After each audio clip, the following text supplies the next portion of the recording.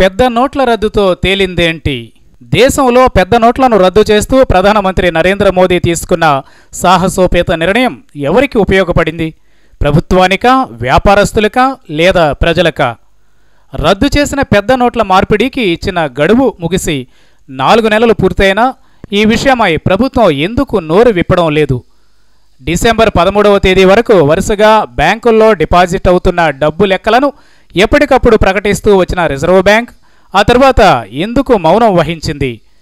పేదల మంచి కోసమే తానే నిర్ణయం తీసుకున్నానని, నేడు త్యాగాలకు సిద్ధమైతేనే రేపు బంగారు భవిష్యత్తు ఉంటుందని ఊరూరా చెప్పిన మోదీ పెద్ద నోట్ల రద్దుతో సాధించిందేంటో ఎందుకు వివరించడం లేదు?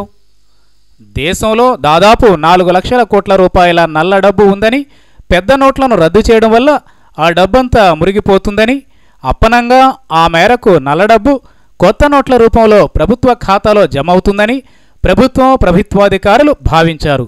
కుప్పలు తెప్పలుగా డబ్బు బ్యాంకుల్లో డిపాజిట్ అవుతుండటంతో కంగారు పడిన కేంద్ర ప్రభుత్వం స్వచ్ఛంద ఆదాయం వెల్లడి పథకాన్ని ఆదరాబాదరాగా తీసుకువచ్చింది. 50% జరిమానా చెల్లిస్తే నల్ల డబ్బును తెల్ల డబ్బుగా మార్చడమే ఈ పథకం ఉద్దేశం. జరిమానా రూపంలో వచ్చింది 2300 కోట్లే. మార్చి 31వ తేదీన ముగిసిపోయిన ఈ స్కీమ్ క్రింద కేంద్ర ప్రభుత్వానికి కేవలం 2300 కోట్ల రూపాయలు వచ్చాయని ఆర్బీఐ అధికారులే తెలిపారు. దాదాపు 4 లక్షల కోట్ల నల్ల డబ్బును తన ఖాతాకు మళ్లించుకోవాలని ఆశించిన కేంద్ర ప్రభుత్వానికి అడియాసే అయింది. ఐటీ దాడుల్లో పట్టుబడిన మొత్తం కూడా 2000 కోట్ల రూపాయలు కూడా ఉండదు.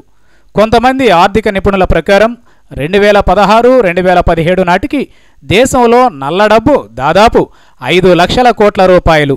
మరి అదంతా ఎటుపోయినట్లు? బ్యాంకులకు చేరిందనుకుంటే దాన్ని పట్టుకోవడం సాధ్యమేనా? కేసుల పరిష్కారానికి 5 ఏళ్లు. పెద్ద మొత్తాల్లో డబ్బులు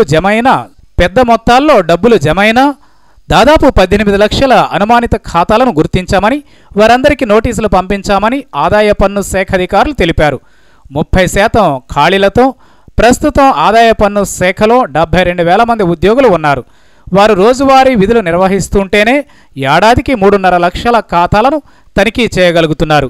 వారు రెగ్యులర్ విధులను పక్కన పెట్టి ఈ 18 లక్షల ఖాతాలను పరిష్కరించాలంటే వారికి 5 ఏళ్లు పడుతుంది.